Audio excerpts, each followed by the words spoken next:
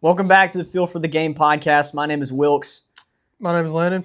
And we have our last bit of preseason content to get into, and then we are going to do our Week 0 previews today. We've got 5 games, I believe. Is that right? TCU, North Carolina, NC State, Virginia, Jacksonville State, North Dakota State, Hawaii, Stanford, and Memphis UNLV are the games we're going to be previewing and predicting together today. And then our last off-season content that we're going to do, we're doing our 10 hottest takes today. Individually. We have not talked about these beforehand. These are blind. Both of us have no idea what each other's hot takes are. And then we're doing the Pate State game. I don't know what the actual name it goes by is, but if you know what I'm talking about, this is a game where you try to pick all the teams that you think in the preseason are going to be in the 12-team playoff by December. But you can pick a large group of teams in hopes that those teams out of that group, 12 of them will make it. You don't want to miss any. Basically is the point of the game, and you also want to pick as few amount of teams as possible. That's probably a terrible explanation of the game, but that's it. So we're calling it the Pate State game. Yeah, I mean, you basically just get to determine how big of a net you want to throw out, but you want to catch every team that can make the playoffs in it, and you get rewarded if you use fewer teams. Yeah. So the point is to get all the teams in, but you also want to try to use the least amount of teams. So we're kind of competing. We haven't really set an actual punishment for this, like a fantasy football league or anything crazy yet, but it's to be determined. So it'll just be us two doing that. Maybe we'll get one of our other buddies to try and jump in with us. But so far, we've got our teams picked. Again, also blind. We don't know each other's teams yet. We'll figure that out shortly. So let's get into our top 10 hottest takes of the 2026 season. I'll give my first one, and then we'll give yours, and we'll just kind of rotate.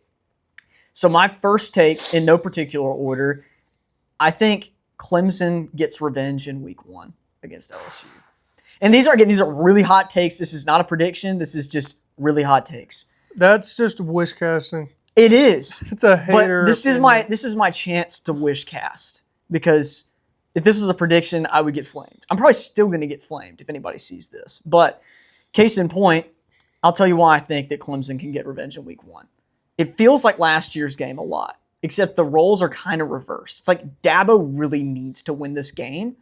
And Lane Kiffin, I guess you could say he also really needs to win this game. So both, just like last year, both coaches really need to win.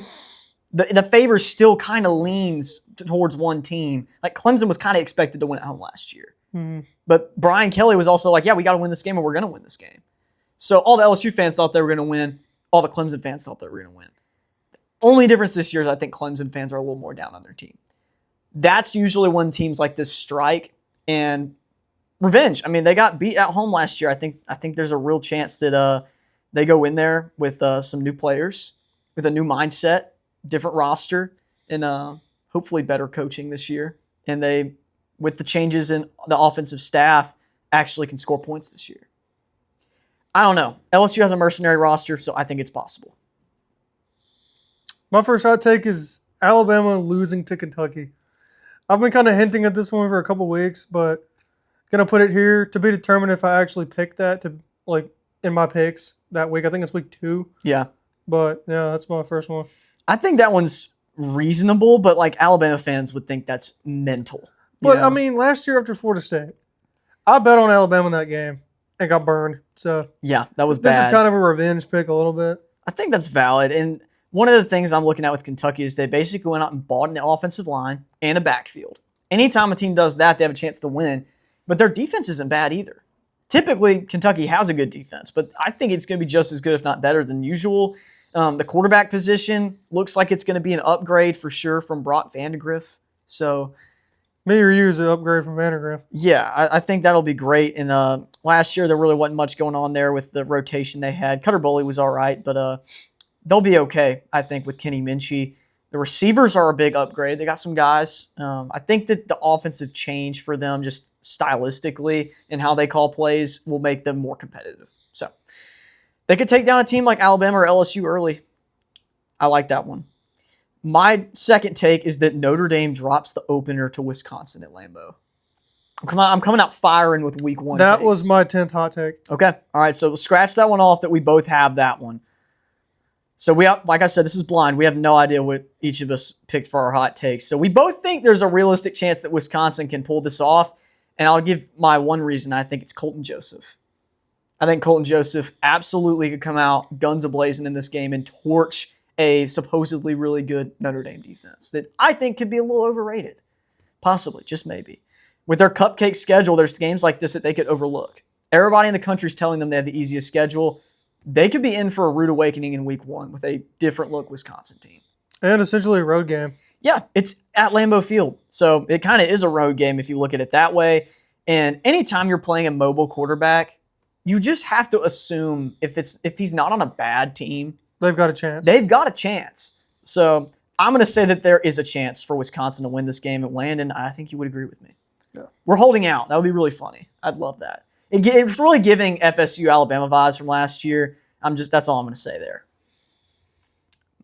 We'll go with yours now since I kind of took away one of yours. Well, we're going to remain on Notre Dame. And my second hot take is that they entirely missed the playoff again. So that would mean that they would have to lose 3 games, most likely. 2. You think they'd be out with 2 losses?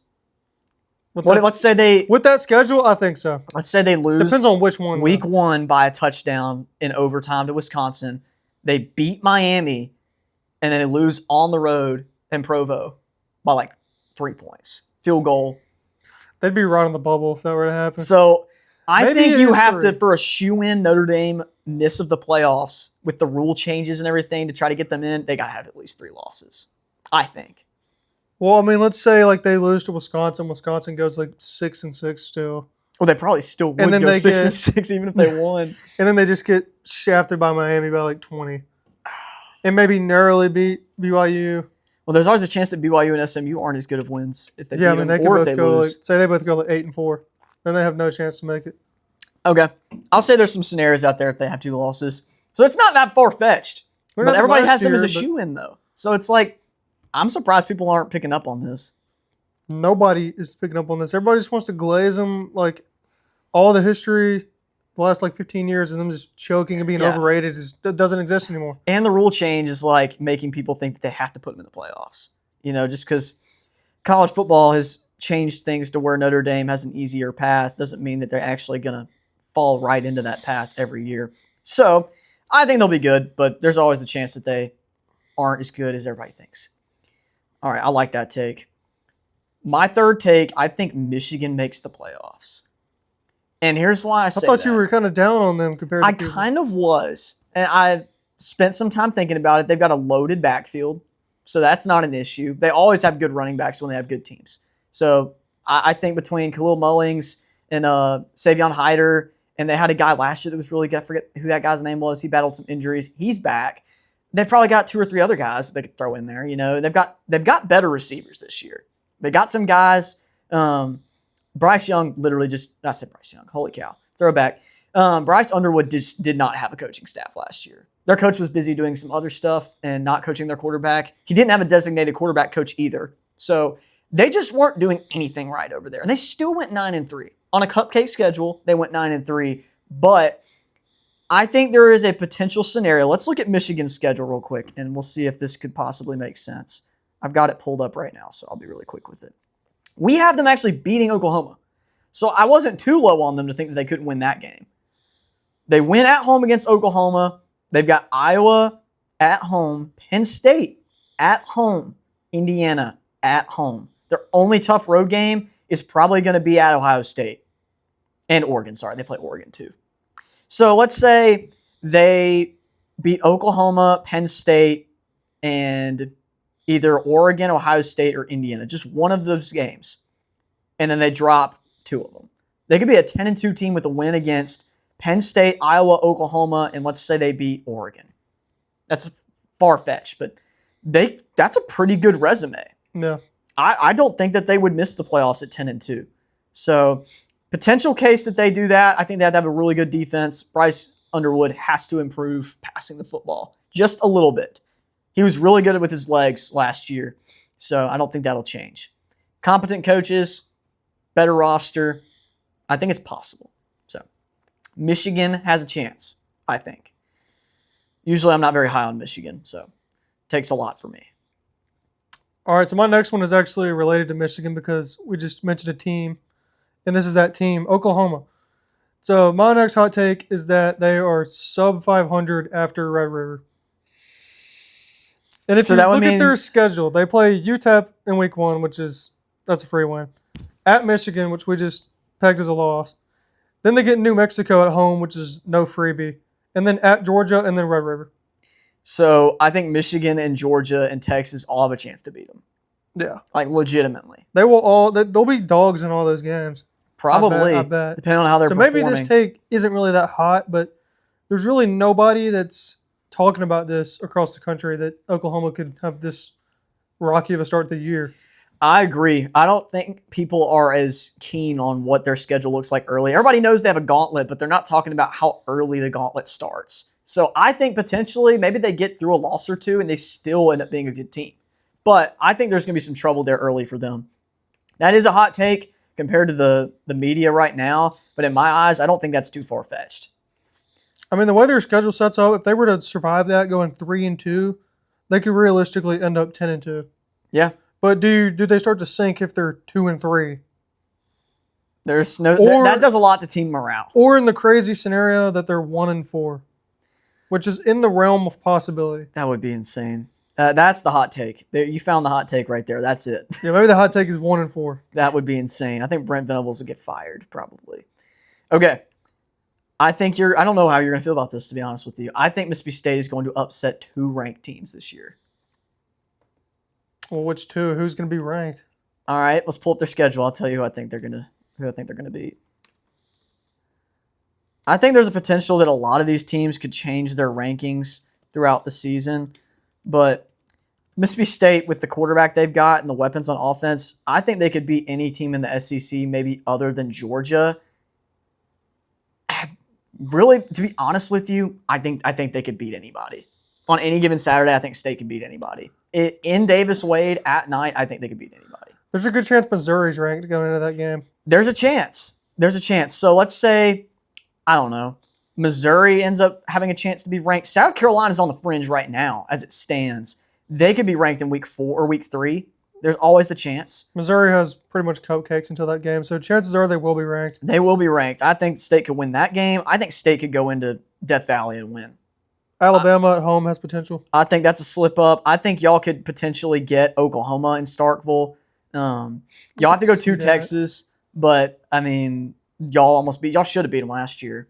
So y'all get Auburn at home. Auburn late in the season, if they're really good. They could be maybe flirting with like the back end. Possibly. Vanderbilt's not going to probably be ranked. Ole Miss will be ranked. Y'all have a chance to beat Ole Miss. Tennessee Tech will be ranked in the FCS poll. We can call that. If we really start pushing for some of these hot takes to fall in the line, maybe we have to make that happen. But I think it's possible. I think there's a lot of gettable games on that schedule. I just really think that Mississippi State's undervalued right now. Last year they were undervalued at the 3.5 win total. That was insane. Yeah, I got some free money on that. Yeah, we both probably should have gotten more money than we did. We were all over that. But I think State upsets 2 ranked teams. That was a hot take. It. Also, the Missouri game is already confirmed night window, so we definitely got to get to that one. I think that's going to be a fun one. And it's we'll have to book that game. one.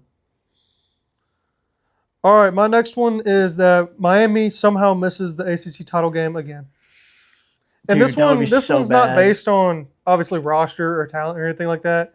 It's just based on history, because it's happened like 20 years straight. And they almost won the Natty last year and still didn't make it. Yeah, it's so like, it doesn't mean that they can't be good or they can't win the Natty. It just means that they lose one ACC game and lose a tiebreaker. Yeah, I mean they could go 7-1, but 2 other teams go 7-1 and they lose the tiebreaker and miss out. Yeah, I think that, and they don't actually play SMU, so potentially SMU could lose to Notre Dame and run the table like they did the first year when they were in the conference, and they could beat Miami out. So I think that's a possibility. That is a hot take for sure, but I don't know. We have them going 16-0, by the way, just in case you missed our last episode. We think they're going to be the national champions, but there's always a chance. All right, we'll go back to Auburn for a second. I think Auburn could win 10 games. Now, hear me out. No. Hear me out. I'm so the opposite of you on Auburn. I know you hate Alex Golesh, but look, let's pull up Auburn's schedule and I'll prove my worth here. So, I think Baylor is sketchy, depending on what Auburn is, but I chalk that up as a win. They lose to Baylor. That'll be really bad. You get Florida. I think you can beat them. I think you can beat Vandy. I think you can beat Tennessee. Georgia, they should have beat them last year. I watched that game the other day. They just should have beat them. They should have beat Georgia last year. Yeah. They got LSU. I think they could beat LSU. Byron Brown. Is LSU game at home? I think it is at Tiger Stadium. On a Safari, does it have the home team being at the bottom? I'm not sure about Safari. Let me look. Yeah, home team's on the bottom. Okay, so they have LSU at Auburn this year in October. I think that's a winnable game. The only games I feel like are going to be really, really tough for them is going to be at Georgia and at Bama. I think all those other games they could be in one score of, which last year they were. They were several one-score games that they actually had a chance to win in from being 8-9 wins. Hugh Freeze is just a it was even more than that. It was some crazy number. They could have beat A&M. They could have beat Georgia. They who else did they lose to that they shouldn't have lost to? Freaking like anybody. Yeah, name a team. They probably should have beat them. So I think Byron Brown elevates this team. They've got a deep backfield, bunch of good players. Wide receiver's not a question for them. Defense is going to be really good. I'm scared for Ole Miss to play them. We have them at home, so there is just no telling. All right, let me go through their games last year because I wanted to see this. They lost by 7 at Oklahoma, lost by 6 at A&M, lost by 10 in that Georgia game, lost to Missouri by 6, lost to Kentucky by 7, lost to Vandy by 7, lost to Bama by 7. They could have won all those games. Every single game was one score. Those teams. Every game was one score. And that's all because of Hugh Freeze, by the way, just in case we didn't make that clear. No, Georgia wasn't one score, but they pretty much had every chance to win that game. Yeah. It's one score in my eyes. They got gifted a touchdown. I think the hardest games for Auburn, like I said, will be the Iron Bowl. At Ole Miss will be tough, and at Georgia will be tough. Those 3 games are really hard away games because of the records those teams have at home and the rivalries implied. But outside of that, I think they could easily go 9-3. They could win a bowl game, be 10-3. So it didn't say they had to have 10 regular season wins. It just 10 wins. So that's a hot take for Auburn. All right, we're halfway through. All right, my next one is that Ole Miss is 1-3 heading into their bye week. I've heard this one. This one's a hot take, but it's very possible. I mean, you get Louisville in week 1. That could be an upset. Charlotte the next week, not going to lose that. And then LSU. Either way that game goes, the next game could be a letdown spot, and it's at Florida. Yeah, Ole Miss could be undefeated going into that game, or we could be 1-2 going into that game, and it's still not a great spot to be in the swamp. I mean, you could be riding the high of beating LSU or down low after that, after losing. I think everybody just knows the swamp is where feelings kind of go to die. You just have to be ready when you go to the swamp. And after seeing what happened last time Ole Miss went there late in the season, I don't think Pete Golding's going to be sleeping for that game, but we really do need to be careful if we end up beating LSU going into that one. But, I mean, if y'all are 4-0 through this stretch, that is very, very good. It's a good sign, which I think is possible. It looks similar to the stretch we had opening last year. Like, we weren't really sure about Arkansas and Kentucky, and we escaped those games. Don't forget those games were close. They were really close. Yeah, that Arkansas game. It was wild. I mean, they probably win if they don't fumble. Oh, yeah, we didn't stop them all game. Same with Kentucky. If we didn't put Trinidad Chambliss in, Austin Simmons would have gave them the game. So, with that being said, that was Lane Kiffin's doing. So maybe him being gone now, we don't struggle with teams that went 2-10. Or Washington State. Ugh, sorry. That was disgusting to think about. Okay. My 6th hot take. I think Lincoln Riley leaves USC for a new job in 2027. Whether he gets fired, excuse that. Jerry, if you end up watching this, you texted me on podcast. Don't do that again. Not that you know when I'm on podcast, but you're an idiot. And it just came through on my Apple Watch. Okay. Lincoln Riley leaves USC for a new job. I think he either gets fired or they still have a disappointing year and he just leaves. Florida State fires their head coach. He goes to Florida State, something of that nature. I think it's very, very realistic. I don't really think it's the hottest take. I think it is really realistic. I think a really hot take would be Kalen DeBoer getting fired or leaving.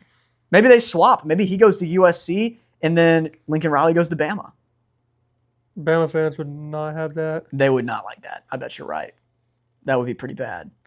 So I think that'll be interesting to see what happens there, but I just don't think it's the breakthrough year for USC.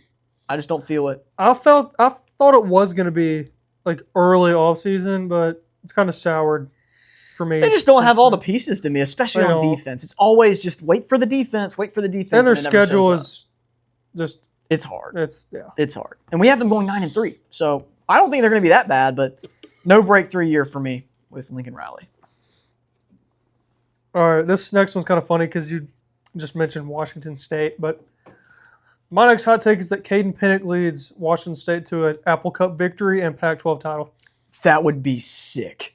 That would be awesome. That's a feel for the game hot take right there because I will ride that one. That is a huge win for us if it happens because we found out about that guy before anybody else. Yeah, we literally saw his first career snap of all time when he was playing for UC Davis against Mercer in a game that didn't even finish. So I think that that was a year ago today, I believe. That's awesome.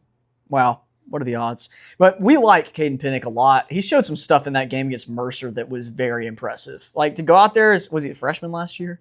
I think he was a true freshman. he looked like Trinidad Chambliss. The guy was running around like Houdini out there. And he had some crazy plays. Go check out his highlights. He's a stud. So I think Washington State's got a winner. So we'll see what happens with them. And the Pac-12 schedule's not too hard. So if they're really good, they could be trouble. And the Apple Cup's totally gettable, by the way, in week 1. I'll be watching out for that. That would be kind of crazy. I think it's doable. That's probably the hotter take. I think that is a really hot take. I think it's straight up at Washington, though, which makes it really hard. Yeah. All right, I'm going to fire off my number 7 hot take. I think this one is kind of more of just a take nobody's talking about. I wouldn't say that it's that hot. I think Malachi Toney gets overshadowed this year. I'm not saying that he's regressing as a player. I'm just saying that the volume of touches is going to go down. He had over 100 touches last year. That's like insane for a wide receiver. You're going to think those 16 games, too. Yeah. That helps out a lot. Regardless, though, his target share was even higher than that. So that means he got more than just 100 touches. He got more targets, too. My issue is that they have a loaded wide receiver room. I know they just let somebody go, but he wasn't even one of the top guys they brought in. Cooper Barcade is the number 2 guy there. He's going to feast off of matchups against DB2s this year. I think that he's going to be a beast. He may end up getting more targets than Malachi Toney when it's all said and done. Who knows? So I think there's other guys in that room that could be really good. I think Vandravius Jacobs maybe went over there. They had some guy from South Carolina go over there that was a stud, and I think he could be poised to have a really good year. They're losing C.J. Daniels, who was really solid, but somebody's got to fill those shoes. I think that somebody will, and I think they're going to be competing for those targets. Malachi Toney's a great receiver, great player, probably will be a first-round pick at the end of the day when it's all said and done, but I think he gets overshadowed this year. And Mark Fletcher, don't forget about Mark Fletcher. He'll probably have 300 touches by the end of the season. Yeah. I'm pulling up something for a future take. All right.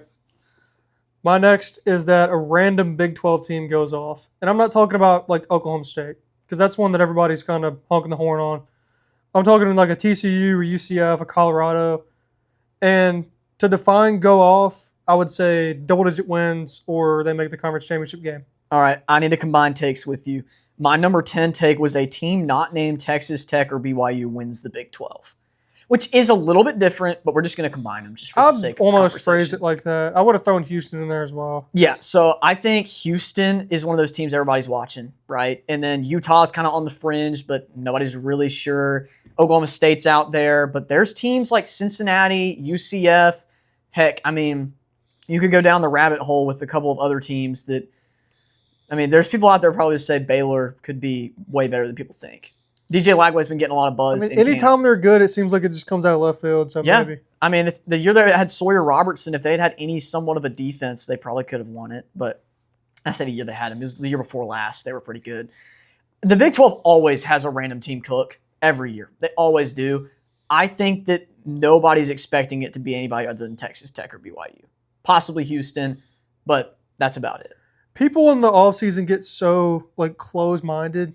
Oh, yeah. And forget about how seasons unfold and how many shockers there are. And it's like over time, right up until the start of the season, it's like their creativity just shrinks away. We need to go re-listen to our own podcast from like right before the season started and see how off base we were. Because I feel like this year I'm more refreshed. I kind of know the landscape a little better after doing predictions and preparing. Like you do all this preparing and then college football is just like this is not how it works. You don't get to just predict like chalk games and everything goes that way. Wisconsin's going to beat Notre Dame in week 1 and you're not going to see it coming. That's college football. That's just how it works. So that's what it was for us last year. We didn't think anything was going to go crazy in week 1, and we had a bunch of stuff go crazy. So, like, nobody would have convinced me that Syracuse would beat Clemson last year. Nobody. And it happened. So, and then they get beat 76-0 by Notre Dame. And then they're in the same season. so terrible. Yeah. It's insane. And they almost lost to UConn. Like, dude, that one team had some crazy stuff happen. So, I think that the Big 12 alone is the breeding ground for catastrophe and insane takes. So, we're all over that. All right, I'll get back to mine. This is completely opposite direction of what you had for week 1. I think Ole Miss thumps Louisville in the opener. I think we beat them by more than 2 touchdowns. And I'm actually kind of serious about this one. So I'm going to have to be careful that I don't this get is over like my going to be skis. your score predictions going to reflect this? Probably not. But if I was being completely honest and transparent, I think Ole Miss could very well beat this team by multiple scores. And everybody's like, wait a second. I thought that like Ole Miss had like new coaches and they weren't supposed to be as good on offense. And then we put up 43 points in the season opener. Like, that's totally realistic. Y'all played them in a kickoff game a handful of years ago. Yeah, we with, like, spanked them. Matt Corral. It was just like this. Everybody was underrating us, and then we come in there with Pete Golding, and we hook with a new scheme on defense. Offense torched them, and they couldn't keep up. They were the sleeper team in the ACC. Malik Cunningham was so good. Oh, my gosh. And I then we forgot cooked about them. him. We cooked them.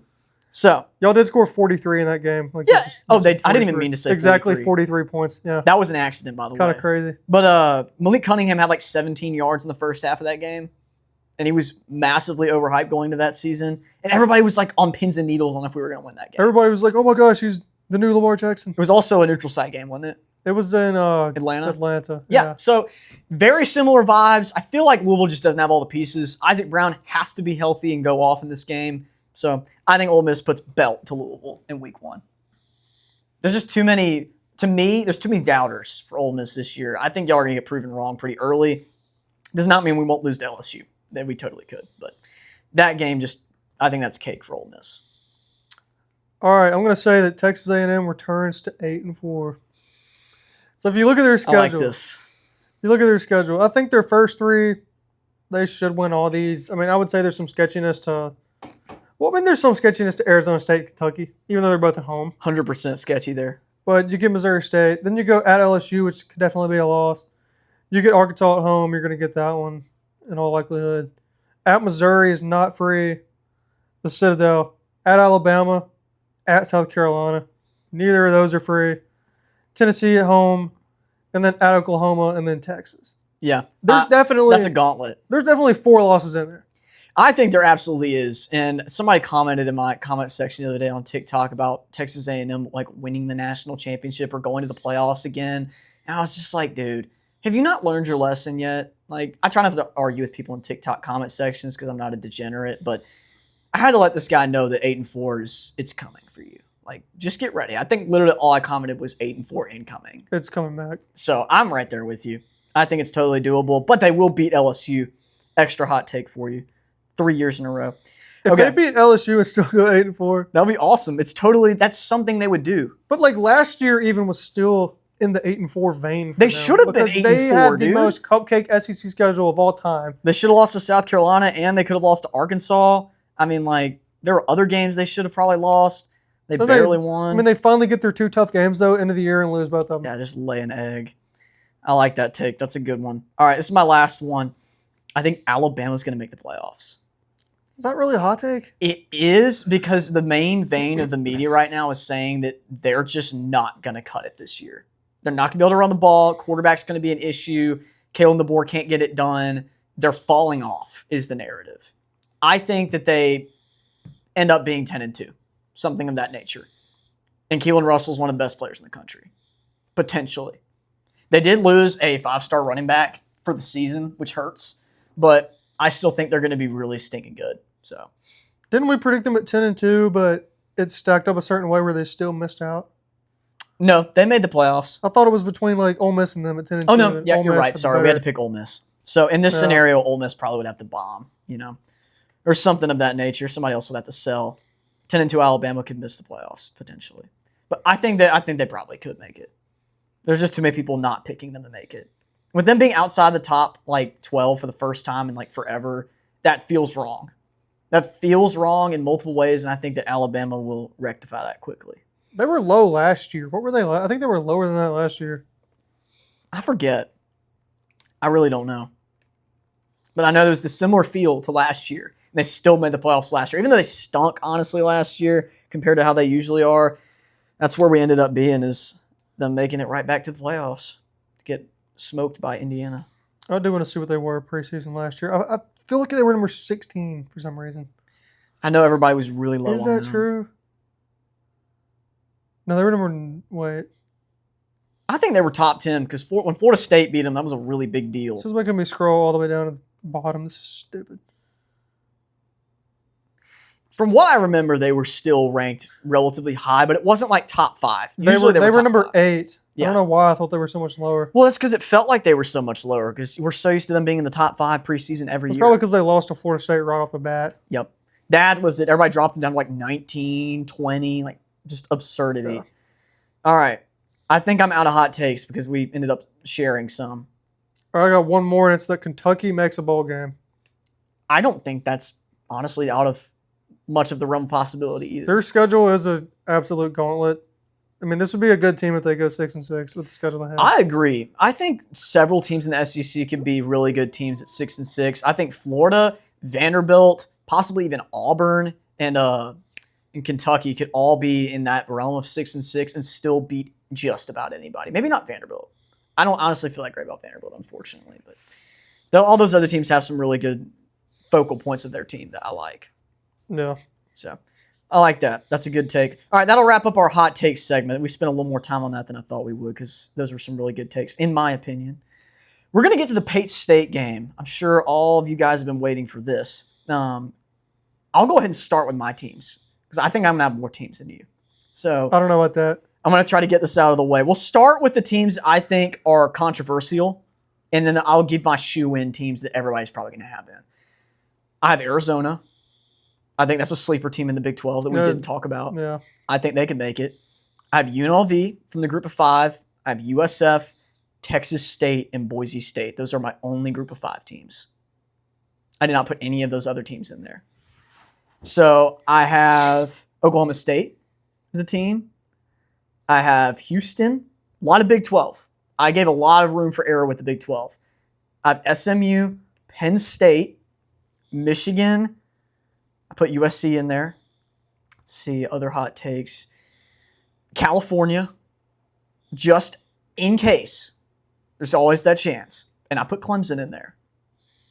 Probably more logo bias than actual realism there, but I put them in. All the other teams that you would expect to be in there, I've got BYU, Texas Tech, Bama, Ole Miss, OU, Texas A&M, Miami, Indiana, Texas, Notre Dame, Georgia, Oregon, Ohio State. And then LSU's also in there, against my better judgment. I say against my better judgment. To my better judgment, I put LSU in here, even though I didn't want to. I still did it. So I have 27 teams. Oh, no, it's worse. Okay, Oh, so wow. I actually didn't order this in like tiers or anything. I didn't do that either. I kind of just But cherry I mean, picked I'm through it. obviously mine's really similar. I'm gonna have all the kind of shoe-in normal teams. So I'll just mention some others. So I had USF in there, SMU, which I guess it's kind of a shoe-in. Boise. I did have UNLV also. I also put New Mexico.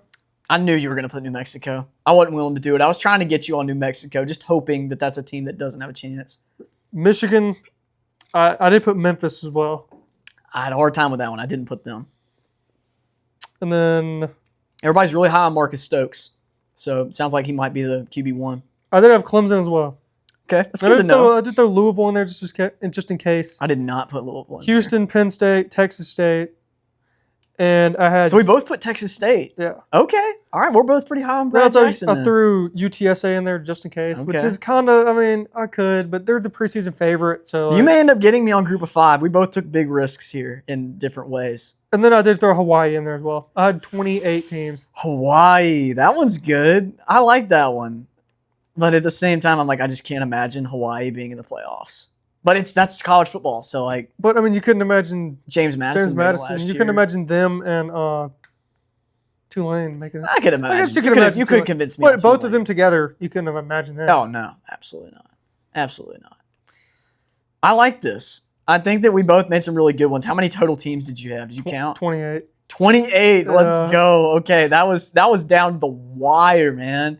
If I picked one more group of 5 team. Wait, so that means you probably left out some big teams. No, I covered every single base, I'm pretty sure. You must have left out some Big 12 teams then. I didn't go as hard in the Big 12. Yeah. Okay, so I had BYU, Texas Tech, Oklahoma State, Houston, Arizona. I just had the 5. top. I had BYU and Texas Tech and Houston. Okay, That's so it. You didn't put Oklahoma State in there. No, I you just didn't don't have see it Arizona. enough. Arizona was kind of out there, but it's possible. But neither of us put Utah in there. That's something to note. No. Nobody put Utah in theirs. What's some other teams from the SEC? I'm trying to think. No sleeper teams like South Carolina or Florida. No Tennessee. No Missouri. Praise the Lord. No Austin Simmons glaze tolerated. No. I mean, out of the Big Ten, I think we covered our bases with Penn State, Michigan, USC, Oregon. I did not include USC. Really? That's interesting. I just don't see it happening. I don't see them getting there. Their schedule, like 9-3, they'd have to beat Oregon. is already kind of like going to be really, really tough. I think if they beat Oregon at 10-2, there's a scenario where they make it in. Yeah, I mean, they could, but I don't foresee it. I just felt safe including them, but I also had it in my hot takes that they would miss the cut. So I was just being ultra safe there. But I like where we both came out at. Again, this was blind, just in case I didn't make that clear. We did this on our own. No preview conversation before this. This was blind, and I feel like we got really similar results. I went heavier on Big 12 inclusion. You went heavier on Group of 5 inclusion. I was just so scared to get burned on the G5. But that's probably what's going to happen is I'm going to get burned on the G5 and you're going to get burned on the Big 12 and then we both lose. That's probably what's going to happen. Yeah. So I love college football just for those reasons. I think we did pretty good with this. It'll be interesting to see who else plays this game and what kind of numbers they're picking. I think this is the average. I think this is what you're going to expect from real ball knowers. People who have a feel for the game are going to be spitting out high 20s, in my opinion. So I think that's where we're at. All right, let's get into week 0 predictions. It actually went a lot faster than I thought. There's a lot of discussion we could have had on that, but we'll table that for when the season actually starts. Too much hypotheticals. We've got our first game, TCU versus North Carolina in the butt crack, middle of nowhere in some other country that I really don't care about. And Dublin, Ireland. Sorry, Dublin, Ireland's probably really cool. 100% chance of drizzle the whole game. Yeah. Like every year. I want to take TCU in a multiple touchdown victory, but I know week 0 football, and that's just probably not going to happen. You know the most week 0 game of all time? What? I don't know if you remember this, but it was Florida versus Miami in a week 0 game, and it was the sloppiest just football game of all time. This was like 7 years ago. Was it a night game? It was awful. I think it was a night game. I think I remember this because that was when Manny Diaz was the head coach there, right? I think so. It was so many mistakes. That game was gross. I remember that. Yeah, that definitely. And I thought that was like at Miami, wasn't it? I don't know. That was like kind of a big game. It was at Miami. Yeah, it was 24-20. Florida beat them. Florida's Ugh. number 8 preseason. Ooh, that's kind of crazy. I don't think they ended up being that good. Probably not, because I don't remember them doing much good after that. Since then.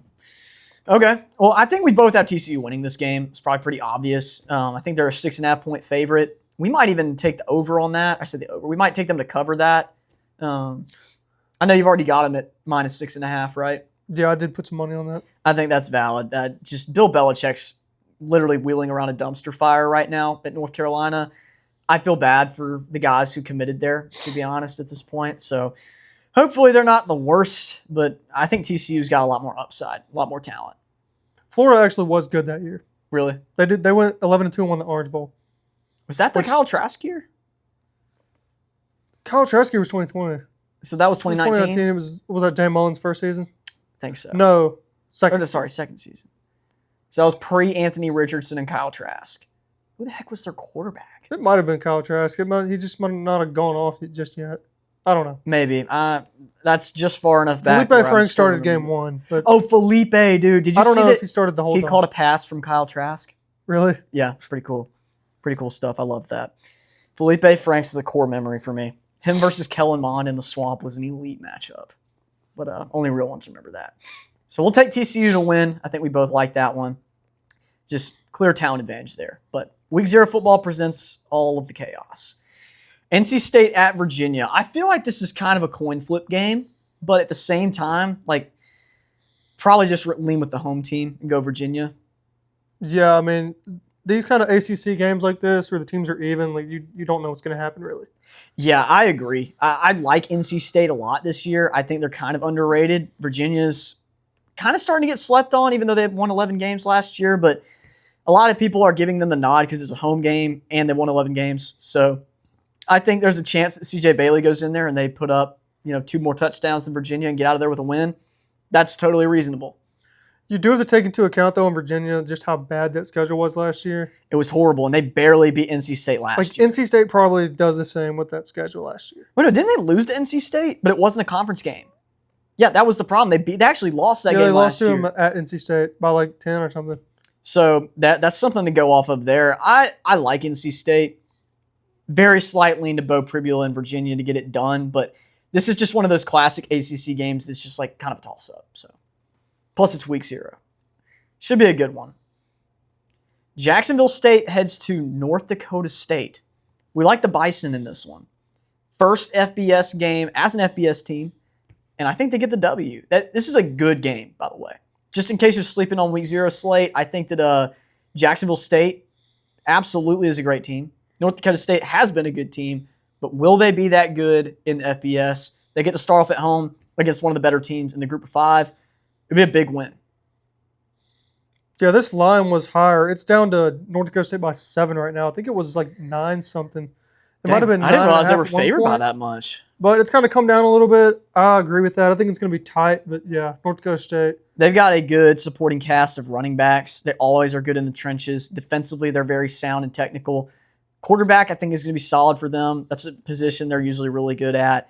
Jacksonville State has a really good quarterback, though. His name's like, what, Jackson Creel is that his name? Something like that. I think like Aiden Creel or Jackson Creel. I think it's Jackson Creel. But he's a really good dual threat guy. If he starts to throw the ball a little bit more, I think they could be really effective and be a team that's kind of a little bit of a sleeper. So, didn't they win their conference last year? Or did they lose to Kennesaw? Kennesaw beat them. Yeah. Okay. They were one of the better teams in their conference. And they had Cam Cook, too, so that helps. No Cam Cook, I think they take an L here. So North Dakota State gets their first FBS win. And one more thing about them is North Dakota State, I'm talking about.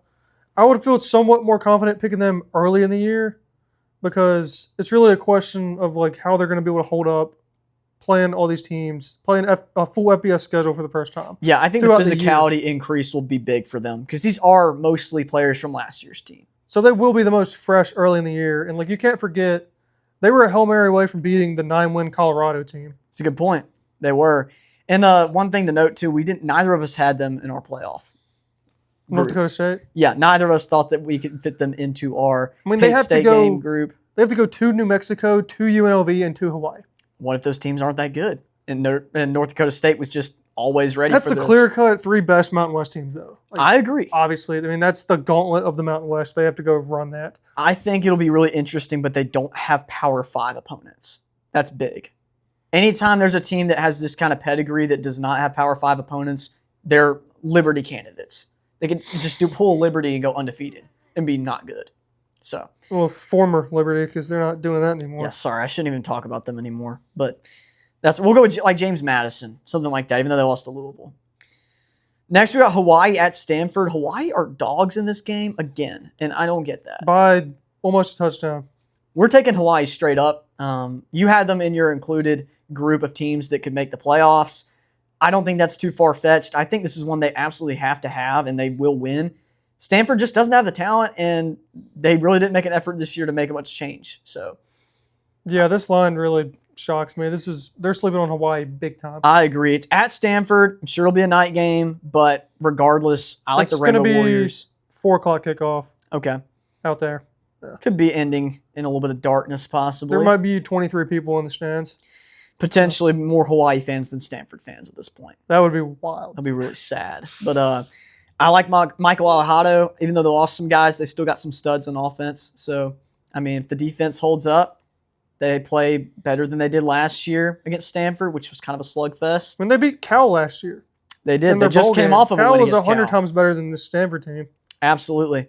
Absolutely. Hopefully Hawaii brings back enough after losing some key players to be just as good, if not better. So we like Hawaii. I think this is an easy money line. Take Hawaii, make some money here. Slam it right now. I agree. Possibly my favorite game on the slate, and the last one we'll cover is Memphis at UNLV in Las Vegas. I like the Rebels here. I think they get the job done. I think whoever they trot out there at quarterback is going to run the ball, whether it's Alex Orji or whether it's Jackson Arnold. I think Dan Mullen brings the heat with the quarterback run, and I think they get if a it's W. Alex Orji, then I'm flipping my pick. That's valid. I've been seeing not some gonna be. hype around him, so I don't know if he's going to start or not. I figure it'll be Jackson Arnold, but they'll probably Surely. split reps to a certain degree early. I hope not. Knowing Dan Mullen, they probably will. With some bull crap Well, if like somebody that. can fix Alex Orji, then I guess it's Dan Mullen. Yeah, he had one really good practice throw that I saw the other day, but that doesn't mean crap if you can't actually play when you get on the field. So we will see. He was competing for a starting job with Anthony Calandria last year, and he got time. So everybody thinks Anthony Calandria is the next coming of freaking, I don't even know, like Adrian Martinez or something. What's their defense going to look like, though? Probably really bad. They were bad last year. If it's bad, again, this game might just be like a peak shootout. This has potential to be a really crazy game. I think it probably will just be a crazy game regardless. Shootout inbound, if I had to guess, in Las Vegas. This is definitely my favorite game of the week. I think Jackson Arnold versus Marcus Stokes, if that's the quarterback matchup we get, could be insane. Who's the other guy that Memphis has? They have Aaron Nolan. Aaron Nolan, yeah. And they have another guy too, I think, but it's looking like Aaron Nolan or Marcus Stokes. That's going to be a good quarterback battle, really, no matter what. I agree, and I think this one, the UNLV is also really good. So whoever comes out at quarterback for either of these teams presents a challenge as a dual threat quarterback. So I'd like to see what happens. I'm going to need some caffeine for this game for sure. What time's the kick? 9. Oh, yeah. Yeah, we're going to be ripping some Ghost energy drinks. Sponsor us. But yeah, I like this one. Should be fun. That'll wrap up week 0 predictions. We are officially getting into college football. Next time we record, we will have seen college football live. Talking about results. We'll be talking about something other than our projections, most likely, hopefully, real football talk. So we're excited about it. It's been a long off season, but like I said, I mean, we're just ready. It's time. So that'll do it. We'll be back next week with real football results. See y'all then.